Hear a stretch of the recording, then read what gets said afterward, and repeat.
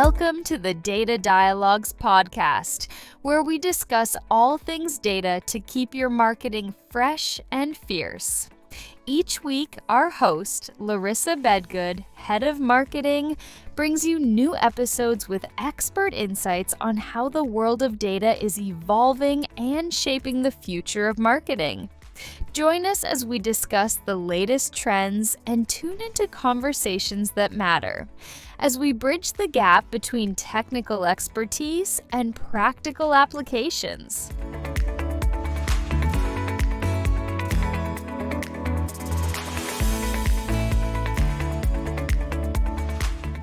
Hello, everyone. Welcome to another episode of Data Dialogues. My name is Larisa Bedgood. I am the host and head of marketing here at PGM. And joining me today is my fearless leader and counterpart, Michelle Taves. She is the VP and Group GM of Data and Marketing at PGM. So, hey, Michelle. Hey, Larisa, I'm so excited to be here. We always have some really great conversations. So excited to dive into this one. Well, this is cool, too, because this is our second podcast.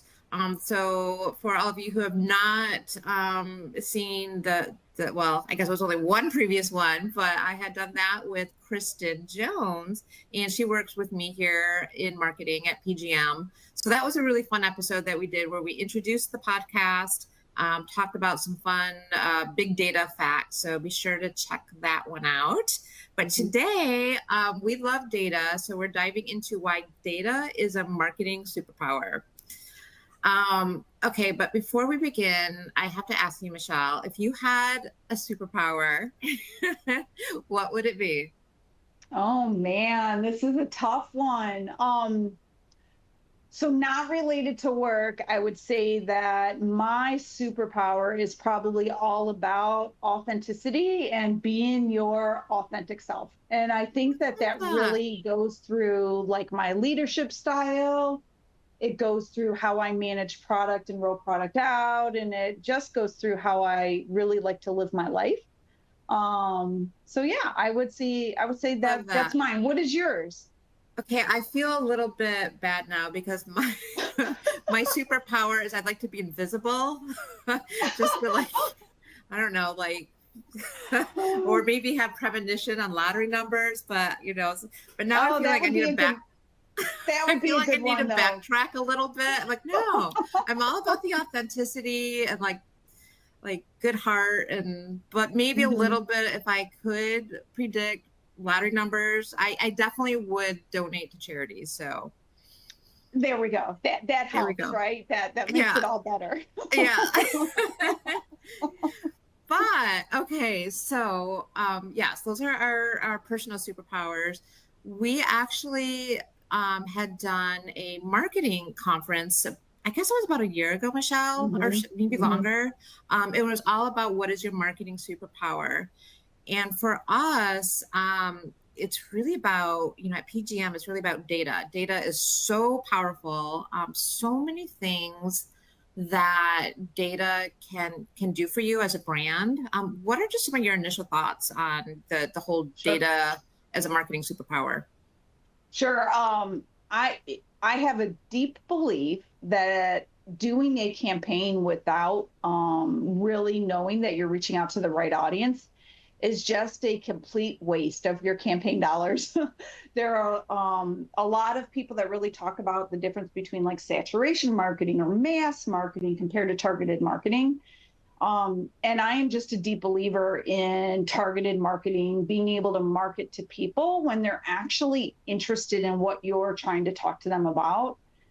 There's just proof in it that you're going to get a higher LTV to CAC, you're going to draw a better ROAS, right? All of those different ways of being able to track the performance of the campaign.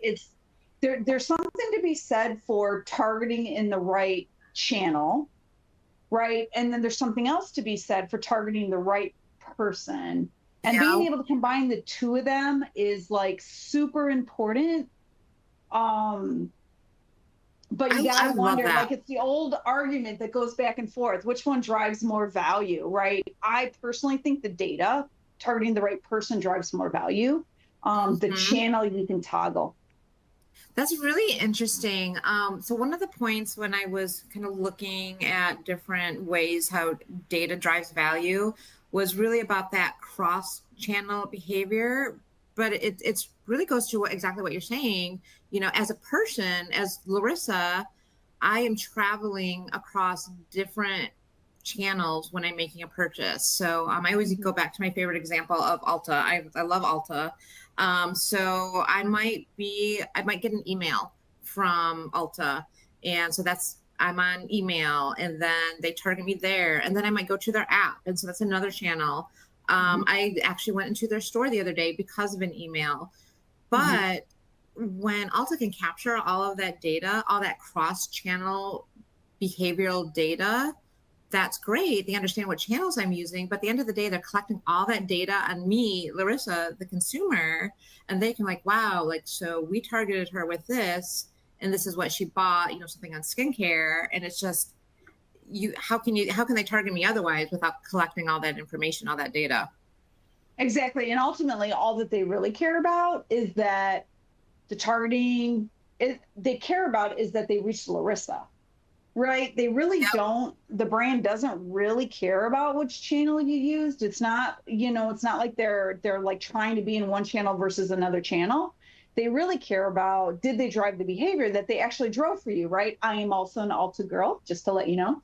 But you came to the store and you probably purchased something at the store, right? So their marketing campaign reached their goal, but because it was Larisa, not because it was email or because it was some other type of channel. You know what I mean? Yes, I love that. The other thing, really quick, the other thing I think about when I think about targeting the right audience, I guess I do have a second thought on that, because I am also a deep believer in the timing of the audience. Right? Like being able to target, we talk often that we want to target the right person at the right time. Yeah. Right. Because it's one thing to target Michelle Taves. It's another thing to target Michelle Taves when I'm looking to make a purchase of trying a new mascara or looking for new skincare. Right. If you know those type of things about me, now you're not just targeting the right person, you're targeting me at the right time that I'm actually researching and interested in the product. Absolutely. And so I think the two go very well hand in hand. Yeah, that's such a great point. And that really kind of goes back to like that tagline and that mantra of targeting the right person at the right time. And then even, taking it further, it is on the right channel, because, as again, it's Larisa and Michelle that is making the purchase, but you also have to know what Larisa and Michelle's preferences are. I tend to purchase mostly on the app. And that's because when I get my Ulta emails, it's like, hey, you can get this great, 19-piece gift, online only through the app if you spend this amount of money.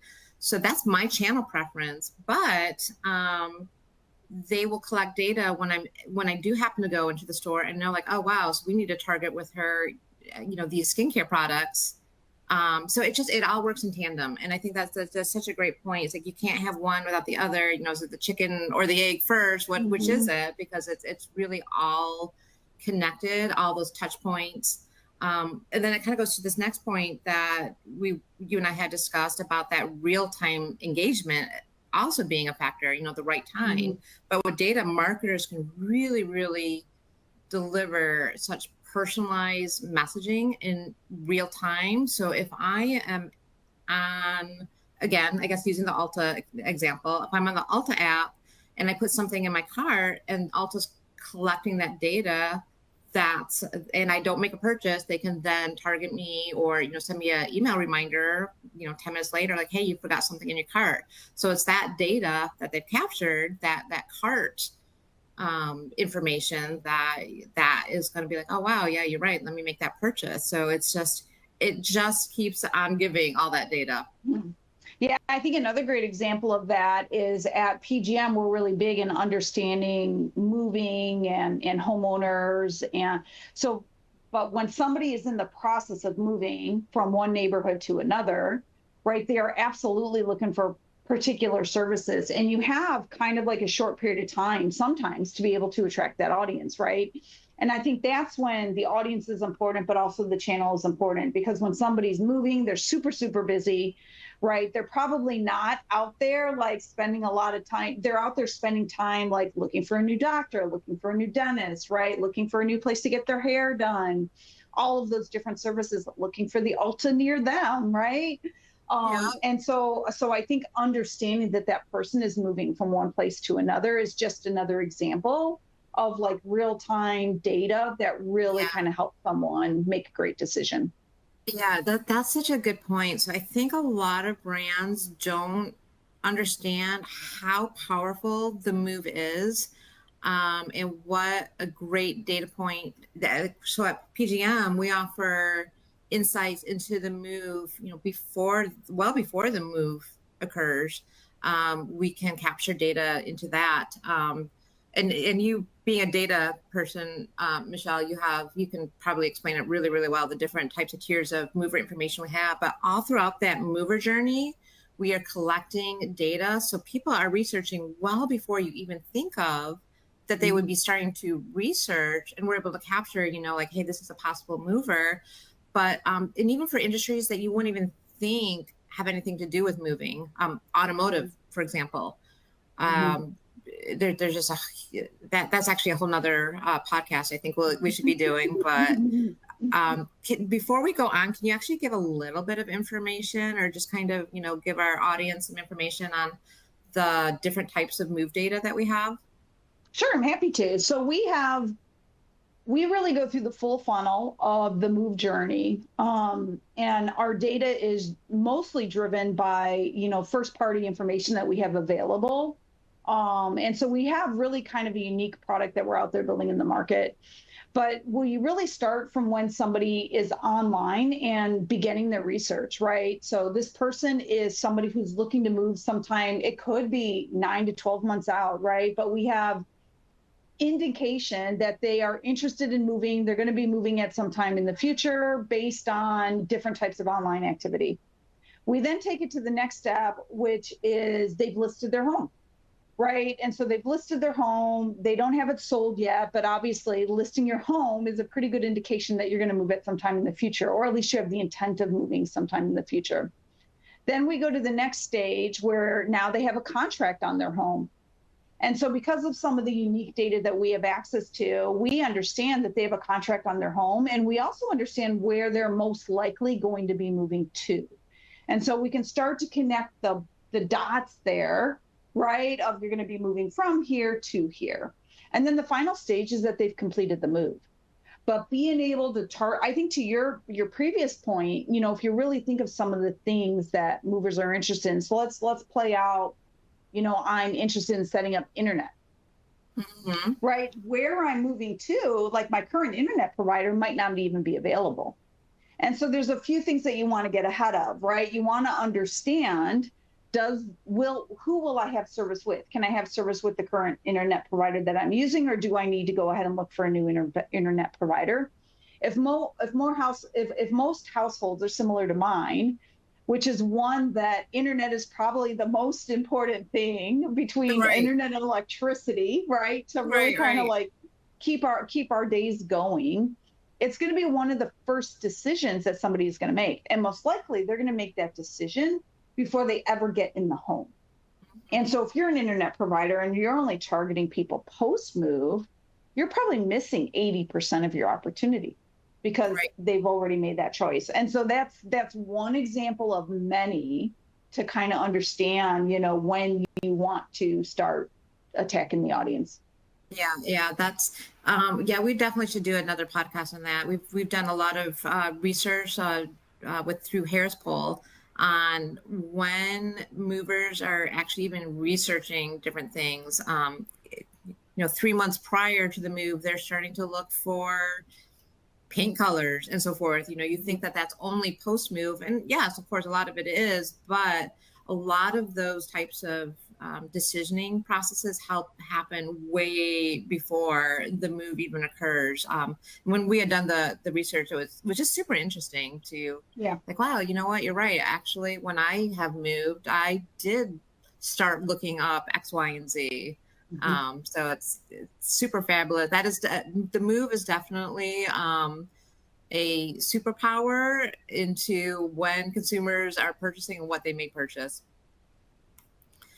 Yeah, So and one of the things that I thought was interesting, just to cross the T on that topic, I was surprised at how many people, like, if you think it makes sense when you're in that moving like funnel, you actually stop spending for a period of time, right? Because you gotta like save up the money from your down payment. You don't want to change your financial position. And so when it comes to bigger expenses, we've seen in the Harris poll that they almost like stop spending for whatever that time period is, whether it's 3 or 4 months. And then once they move, almost like the floodgates open because they're like, oh, I haven't spent in all this time. Now I want to go buy this, this, and this, right? And so I found that super interesting through partnering with them. Is that like I think one of the statistics were how many people bought a new car after they moved into their new home, right? It was a large amount of people that do that, along with furniture and all the other type of expenses that you might need. Yeah, it's definitely it's that permission to spend event that when you are like, wow, I have a new house or a different house, so I need to refresh the furniture, and I guess why not buy a new car? But it really is though. It is, you get into that mentality as a consumer and you just end up it's a big, we do have some actually information on how much consumers spend around the move, but it's pretty fascinating too. Like, wow, that is not just at the move, but 12 months after the move is a period of heightened spending as well. Yeah, for sure. So a couple more little tidbits of stuff that we found when we were researching the WISE data marketing superpower.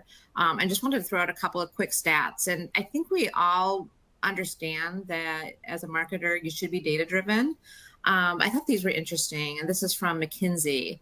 So data-driven organizations are 23 times more likely to acquire customers, 6 times more likely to retain them, and 19 times more profitable. And hello, that really goes to show you the power of data. Just imagine trying to target customers, and with all the, you only have so many resources. As a marketer, I understand, like, I don't have unlimited resources to just start targeting people and trying to acquire new customers. But if I know who maybe was browsing my website or who, other types of indicators that I am capturing, other data indicators, I can more efficiently allocate my resources and much more likely to acquire clients there. Any thoughts that you want to add there? Otherwise we're going to jump to some of the next stats on or information on audience segmentation. No, I'm super excited to talk about segmentation and personalization. Yes. I think that that's one of the sections that people kind of get a little bored with, but it's just so important. So yeah, let's jump in.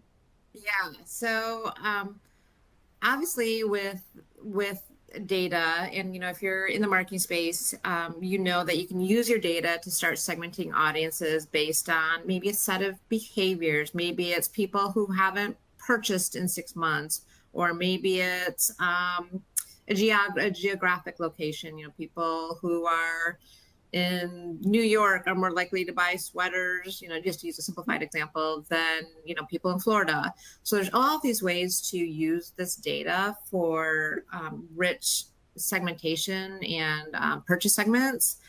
But of course, at PGM, we are able to really, really, hone in into some really cool ways of using data for segmentation. I think that the move, of course, is being one of them, but also just using predictive analytics. We have Home Factors, which is a really cool product on segmentation around the home. I'd love to kind of get your thoughts, maybe just in general audience segmentation, but really excited about some of your thoughts on segmenting around the home. Yeah, I think that it just, kind of double clicks into what we were talking about of trying to target the right person at the right time. the more you know about a person or a situation just creates the ability to do that in a really meaningful manner. And I'll give you an example of some of the things that we've been thinking about just within, PGM's doors. We have the ability to be able to provide information on the condition of a home, right? So does the home need roof repair? Is there water damage inside the home? What type of piping is there? How old is the electrical panel? All of that kind of stuff. And that's very interesting because it's just not your normal set of, right, your demographics or your wealth data, right, that's been in the market for a long time. Where it really gets to be exciting for segmentation is when you can take what you know about the home. So you know the home or the property has a particular need, and then you can combine that with consumer behavior, right? And you can say, we know this home needs roof repair. And oh, by the way, the consumer has reached out online and reached out to be able to get contacts to a specific number of contractors to be able to fix the roof. And so now you have extra validation. Not only does the property need to be repaired, but the consumer is actually interested in getting a quote to repair that property. And then you can take it to the complete end. We are very lucky and fortunate that we have project data, as part of our ecosystem. And so we can take it through the full funnel, right? Of, hey, they've completed the project and they've actually repaired their roof. And being able to do that, have that type of information on consumers and properties really just helps with personalization. It helps to improve our messaging. Because a ton of information. Like one of the things you wouldn't want to do is, Larisa, you probably, once you have your roof repaired, you're probably really not interested in having a bunch of contractors reach out to you and ask you if you want your roof repaired. You're like, right. No, I just got it done. Like, I'm not going to need this for a long period of time, right? And so those are the type of things that we can do. And that is an example of how we can have marketers save money, right? By not reaching out to people inappropriately. And so there's just all types of ways that you can utilize and segment the data together to really make it create a powerful message for the brand. I think you also bring up a great point. A lot of times as marketers, when marketers think of segmentation, it's traditionally large segments of consumers. So again, using maybe a little bit more of a simplified version, but people in one section of the country versus another. But it's been trending this way for some time now, but even more and more so as we move towards the future, we're 2025 and out, but it's really about that segment of one. It's not just these large groups of people when we traditionally have thought about audience segmentation, but exactly as you're saying, it's now about it's about a segment of one is really where we're headed, and really speaking to one person based on insights into their exact property, what they have browsed, what they're just mixing all these different indicators into behavior, property insights, demographics. And that's the power of segmentation today, and really hyper personalized outreach, which is so exciting.